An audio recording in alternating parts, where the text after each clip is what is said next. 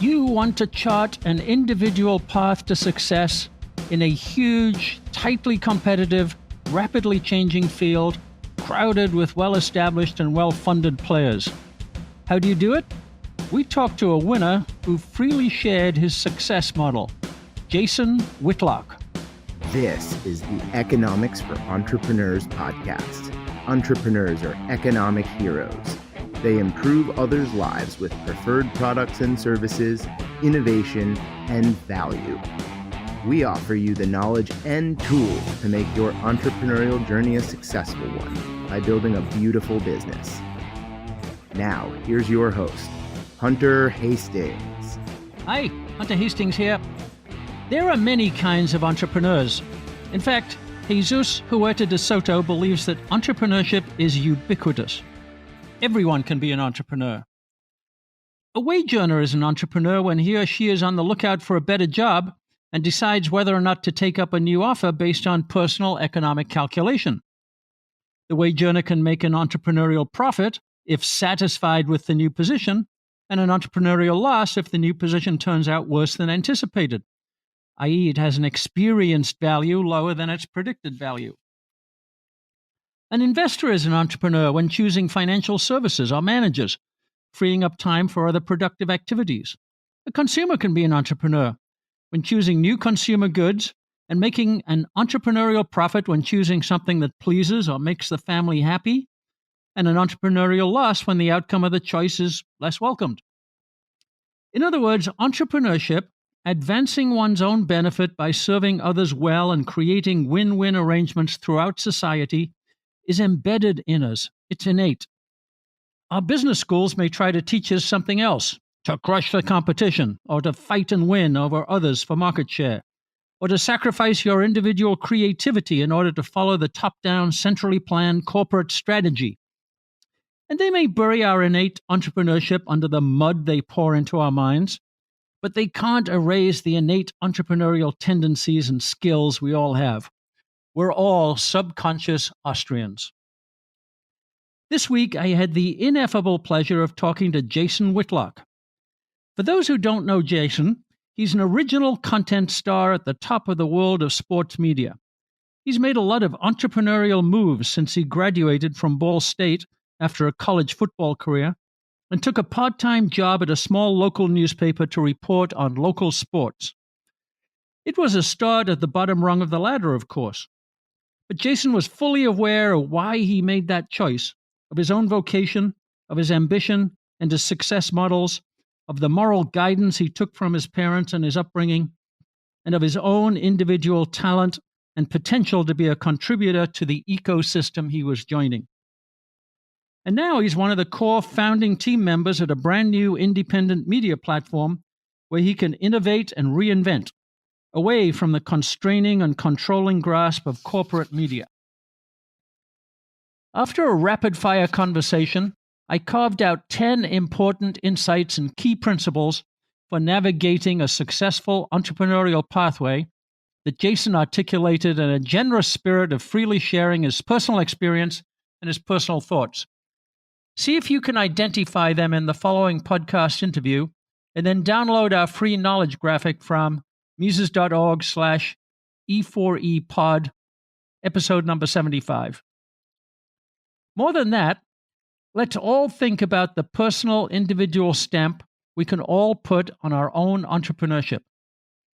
Huerta de Soto also said that each individual exercises entrepreneurship in a characteristic, personal, and unrepeatable manner, all his or her own. Look out for that distinctiveness as we listen to Jason Whitlock. This is going to be a little different than your normal interview, and I'll dive right in. Jason, you're a very successful entrepreneur. You've led the entrepreneurial life. You've got specialized skills and individual approach. You've seized a lot of opportunity. And so we're trying to get an understanding of how successful people like you shape their path. So you chose sports journalism. Why did you decide that when you were coming out of college? What was your thinking? Oh, it fit my personality and interest. And, I was a college football player. Right.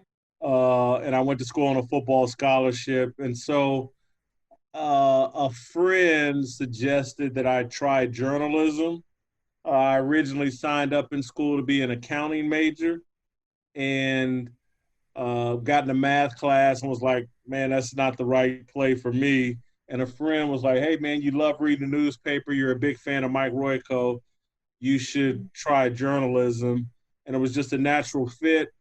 And then combining that with my passion and insight for sports, I just felt like it was an easy transition to taking my journalism career, just feeling like I'll never leave the sports world. I'll write and talk about sports for the rest of my life.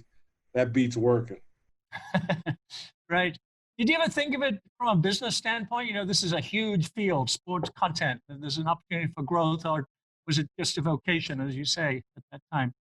Well, I'm not sure how old you are, Hunter, but I'm 53. I'm And older than you are, so Jason. when I was in college, it wasn't about money. It wasn't a business decision. It was about I'll be happy doing this job. I can remember sitting in a class at Ball State thinking that, hey, by the time I'm age 40, I'll be able to make 60, 70,000 bucks a year and I'll have life licked.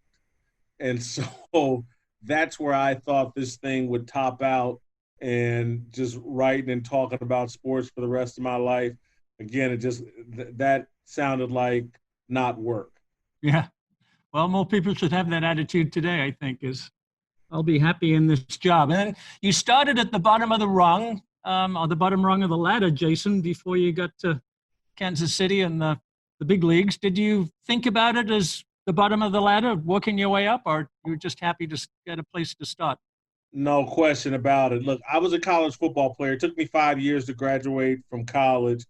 And it wasn't until my fifth year in college that I actually became a serious student and started writing for the student newspaper. I wasn't the most qualified coming out of college. Back then, kids did paid internships at major newspapers. I wasn't able to do that because of my commitment to football. And I just wasn't that good when I graduated college. And so my first job was literally for $5 an hour at the Bloomington Herald-Times as a part-time reporter covering Indiana University soccer. And so, yeah, I definitely started out at the very bottom of the profession. And I say that with some affinity, but, you know, I lived in a one-room efficiency that had roaches and, you know, was basically, you know, if my parents hadn't provided me a little bit of financial support, I don't think I would have been able to do it. Jason Whitlock is inspiring on the subject of the steps he's taken over the years to build his business, on his focus on the customer, on his use of intuition over analytics, and much, much more. When you've listened to his journey story, you may want to check out our online course, The Austrian Entrepreneur's Journey, to help you plot your own. It's at e4epod.com/journey. That's the letter E, the number 4, letter E, pod.com/journey. And now back to Jason's journey. And then you won a very prestigious award, the Scripps Howard Foundation National Journalism Award. Was that a big breakthrough and a big kind of propellant to your career? It was certainly a big confirmation of the success of my career. I wouldn't call it a breakthrough because by 2007, 2008, I had already been at this for 17, 18 years. I had already accomplished a lot. I started appearing on ESPN television, hosted my own radio show in Kansas City.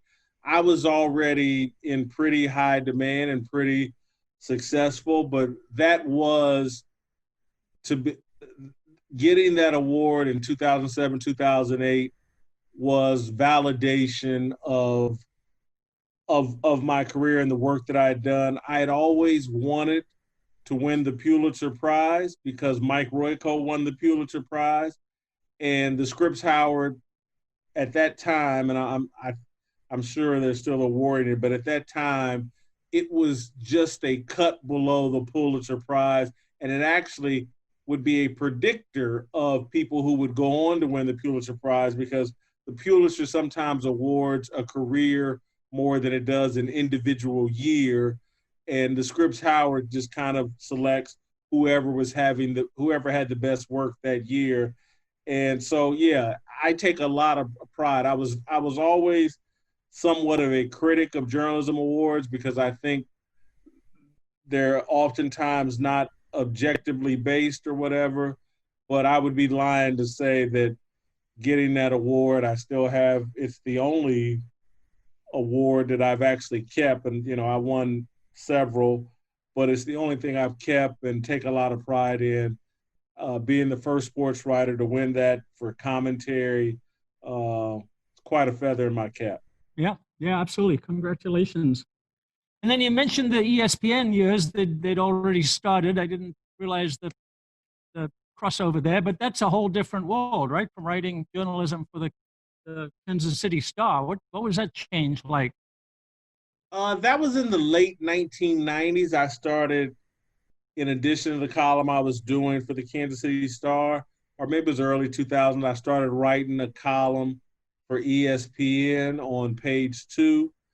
And that was just about covering more national issues and more national topics and building a national brand that I thought would serve me well. And Page 2 at that time was probably the funnest place in sports.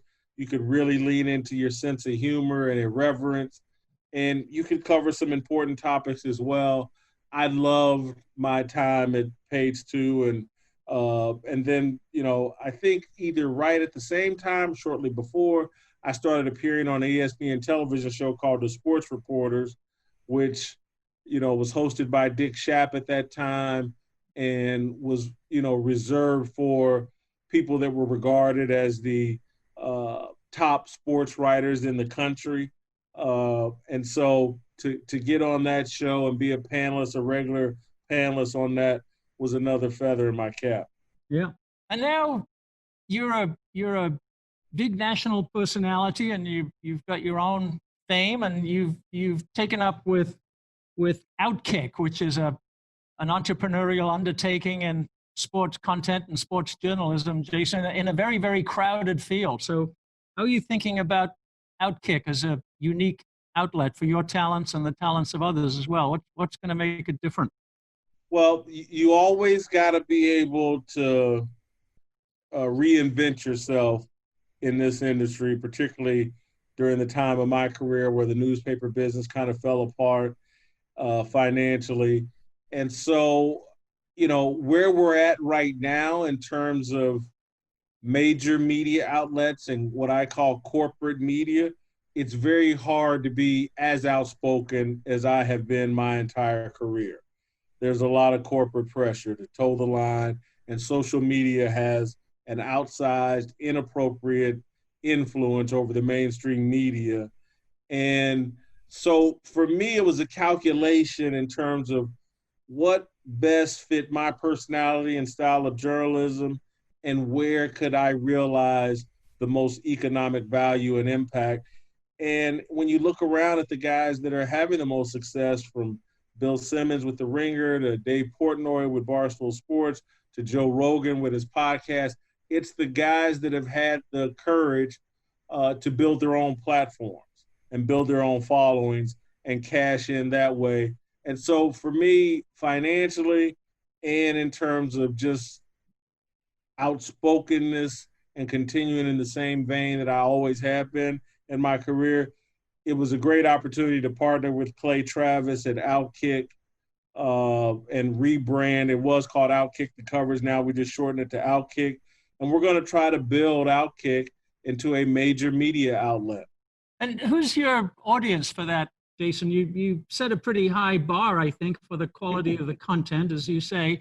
Do you think about a special audience compared to other outlets? Is that a way to differentiate yourself, choose a different audience? Well, I think what we've chosen is trying to just be there for the traditional sports fan. We think that the traditional sports fan has been ignored by the major media outlets. that have really leaned into a very politicized and one-sided politicization of sports, of the sports world and sports media. And we think we're trying to lean into a more middle of the road, more objective, more independent thought.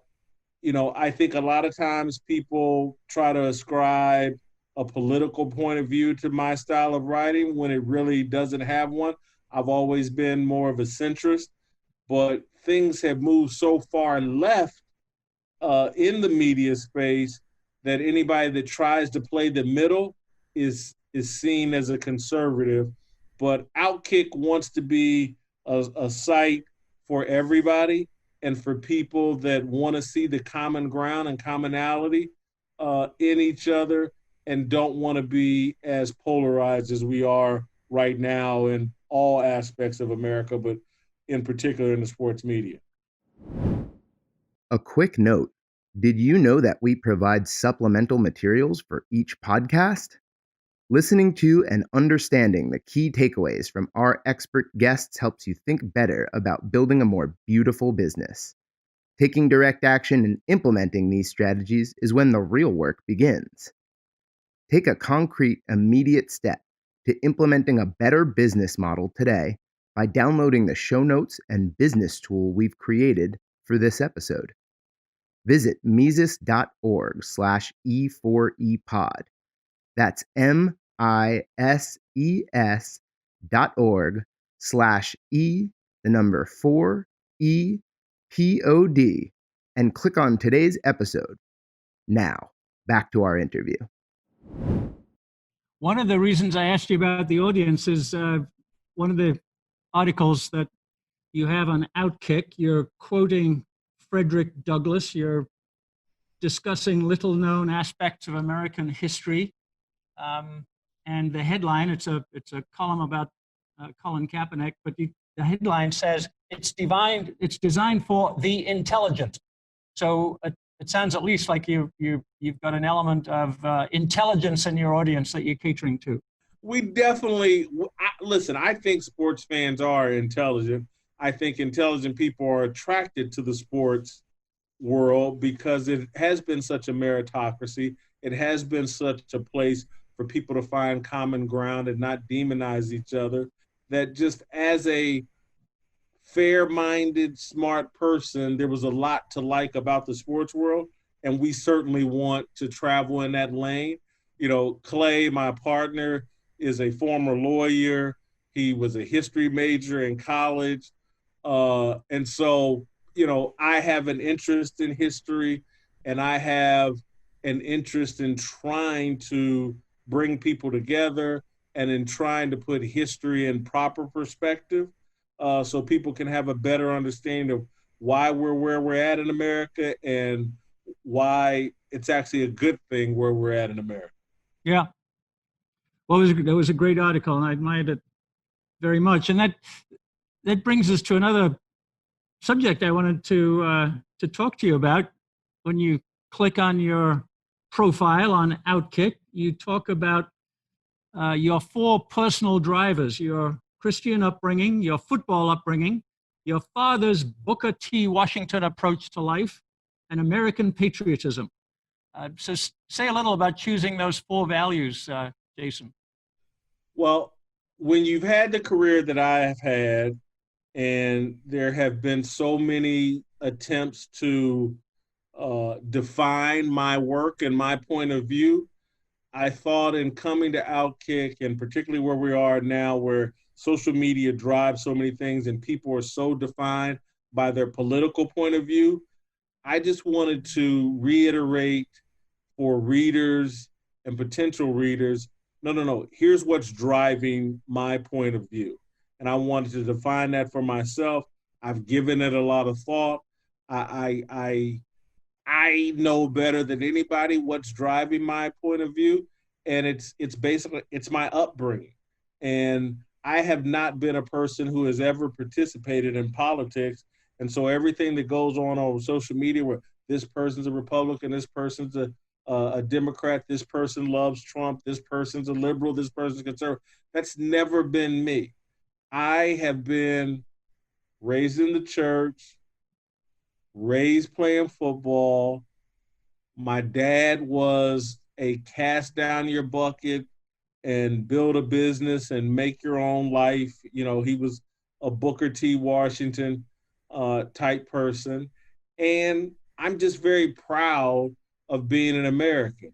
And those four things, my Christianity, my football upbringing, my dad, and being proud of America, that drives my point of view. That's how I interpret the world. Yeah, was very inspiring. And so you've got these drivers. One of the things we try to help entrepreneurs with, Jason, is dealing with change. And your world is changing tremendously. I got an email invite this morning to a big conference in Los Angeles about the rapidly changing way that consumers are absorbing media content in sports. It's changing fast. So how do you, as Jason Whitlock and Outkick, deal with this pace of change that is so tremendous? Well, we're trying to be ahead of it. And that's what my career has always been about. As we've sat here and had this conversation, you know, I started when I was in Kansas City as a columnist. I started doing radio so that I would have that strength if necessary. I started building a national brand by connecting with ESPN and eventually with Fox Sports, so I could, you know, operate as a national opinion person.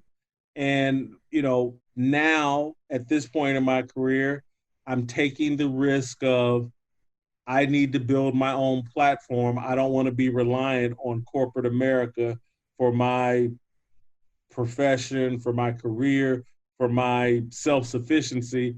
I want to rely on my own ability to build a business.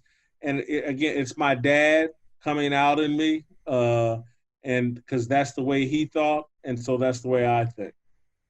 Do you try to forecast the future? Here's what's coming, Jason, or do you just talking about reinforcing your own capability for whatever happens? No, you certainly try to forecast because, you know, instincts are one of a journalist's greatest tools. Do you have instincts? Can you anticipate what's coming next? Can you read situations and figure out what's coming next? And so, of course, we're doing that, and that's part of the thinking behind Outkick.